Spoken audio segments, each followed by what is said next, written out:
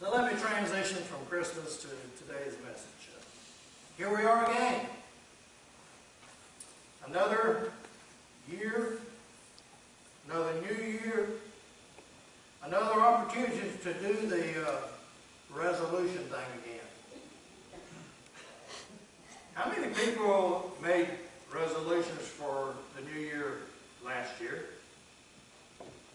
Anybody make, in 2012, make New Year's resolutions? I got one person, the rest of you are lying. I'm not. I did not make one. I didn't either because I don't care. That was the rest of the verse. Somebody said we don't keep them. That was going to be my next question. Of those of you that made them, how many you count them? So you're the only honest one in the bunch. Did you keep your resolutions? For about 2 weeks. For about 2 weeks. Well, that's kind of what I had down here. I know that I was kind of giving you the benefit of the doubt. We make them, and by February. Yeah. But in all honesty, whether we did this year or not, in years past, probably each one of us in here have made New Year's resolutions. And as Sister Sheila said, by mid-January, or certainly by February, we realized that we didn't keep it. And it's tough. They're tough to keep sometimes. I mean, it's not hard for us to find things that we need to change about ourselves, but then to actually change those things, well, that's another story within itself. Maybe it would be easier if we were to give up on the hard stuff and make our resolutions a little easier. I mean, it's got to be hard on the self-esteem to make all these promises to yourself and, like I say, by the end of January, 1st of February, realize that we haven't kept them. Got to be bad on the self-esteem. So maybe our list should look something more like this. Resolve to gain more weight, exercise less, procrastinate more, and worry more. We could probably keep that list, right? We could make that resolution work if we made them. But seriously, we don't make lists like that because we do. Our intent is to change ourselves, to change our life for the better. That's why some of you make New Year's resolutions. I've already heard it. I heard it a week ago. In fact, I heard it 2 weeks ago. First of the year, we'll start this out. That's probably the number one resolution that's made and the number one that's broken or not followed through. If we're honest with ourselves, we probably all want to be a little thinner, a little fitter. We want to know that we're doing things better with our lives, that we want to make a difference in the world with our life. And we want to be a better parent, or we want to be a better spouse. Hopefully we want to be a better child of God. So if we don't keep our resolutions, at least for a little while, 2 weeks, we were actually intent on becoming a better person in whatever area of life we decided to make this resolution. So why don't we keep our resolutions? Well, I remember making this statement last year, and we won't rehash that sermon, but when we make resolutions, it usually means that we have to make a change in our life, and people don't like changes. That's one reason we don't follow through with our resolutions. But we start off well. We are all excited about what we're going to do and how we're going to change and how much of a better person we're going to be. We watch what we eat. We go to all the Weight Watchers meetings. We write down everything that we are eating. We worry less. We hug more.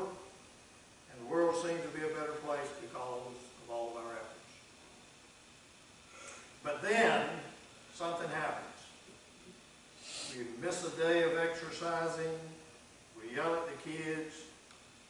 We get hungry and we eat a donut. Or 2. Or 3. If you're Krispy Kreme, you can't eat just one. Particularly if they just come out from. And our first thought is, well, I've blown it. What's the use? I can't do this, so why even bother? Isn't that usually the way it works? It for me, anyway. You all know what I'm talking about. So how do we become better people and take our resolutions from hope to reality? How do we do that? I want to give you a couple of ideas this morning, at least. And the first is an answer to an age-old question, and you've heard me make this statement as well. How do you eat an elephant? One bite at a time. One bite at a time.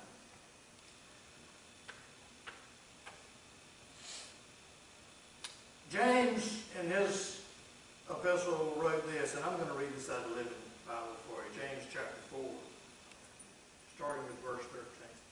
Started to bring my t-shirt this morning, but actually forgot. It says, "Look here, you people who say, today or tomorrow we are going to such and such a town, stay there a year, and open up a profitable business. How do you know what is going to happen tomorrow? For the length of your lives is as uncertain as the morning fog. Now you see it, and soon it's gone. What you ought to say is, if the Lord wants us to, we shall live and do this or that.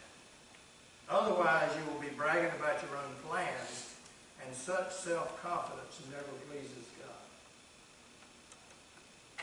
What we ought to say is, if the Lord wants us to.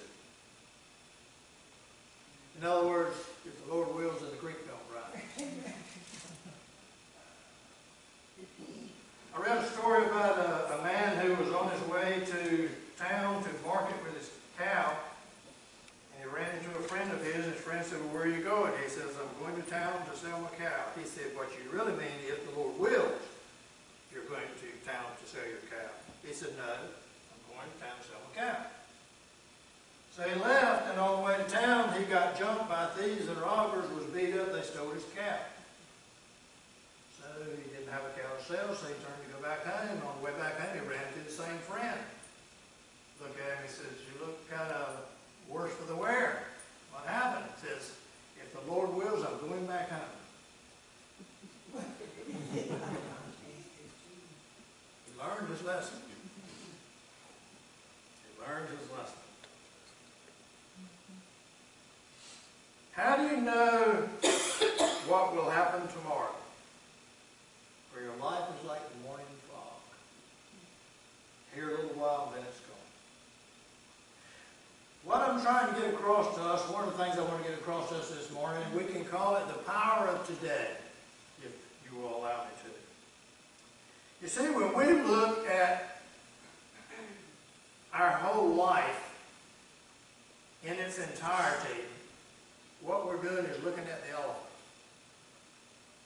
instead of looking at the one bite that's on our fork at the time.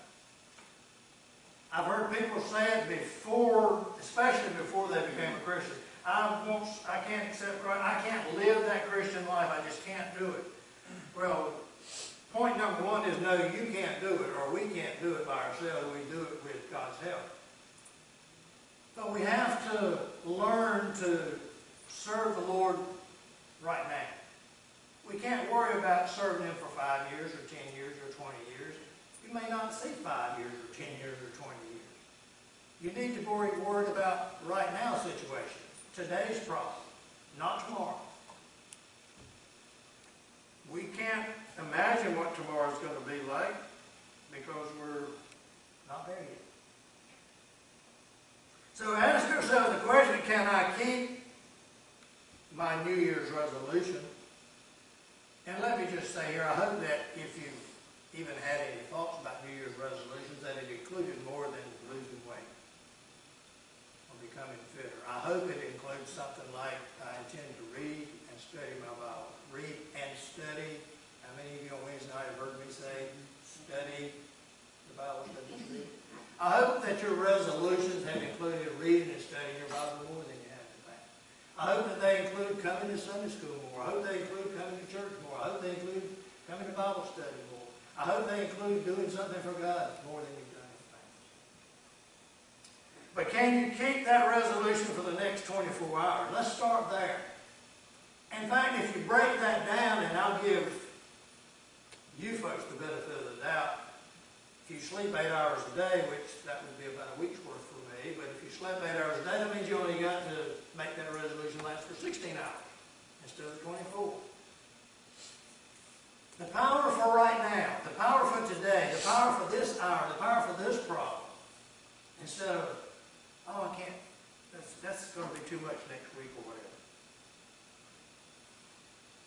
We don't need to think about tomorrow or the next day or next week or next year. The question is, when you walk out of church today, will you be able to keep your resolution until you go to bed tonight?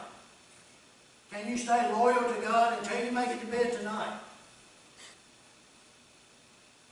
When you think about it in those terms, it's not quite as tough, is it?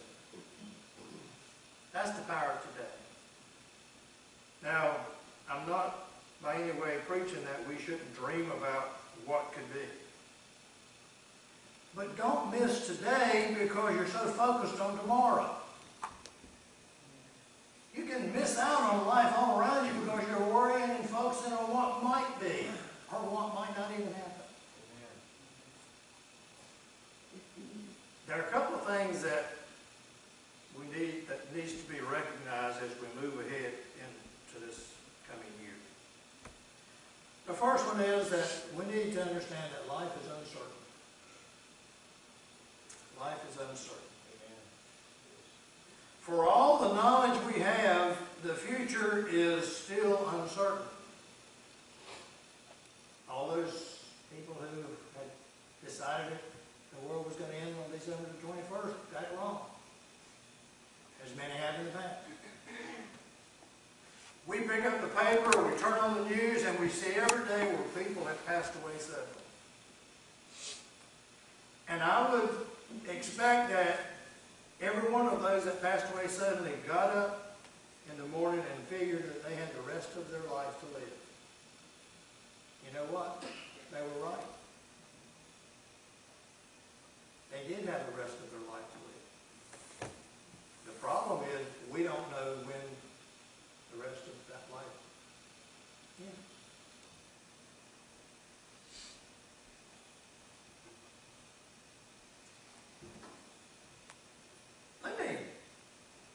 Here again, I'm going to ask a question that's going to make you think that your preacher is crazier than he ever was. Show of hands. How many people in here would play Russian roulette? We know what Russian roulette is, right? That's the pistol, put one bullet in, spin the chamber, turn in, pull it. Anybody in here would play Russian roulette? No takers? Nobody would play Russian roulette. Why not? Somebody give me an answer why you wouldn't, Brother Rodney, why wouldn't you play Russian roulette? It's not a trick question either, by the way. Not a gambler. Johnny, why wouldn't you play Russian roulette? Because I'd probably lose. Probably lose. In other words, you'd die.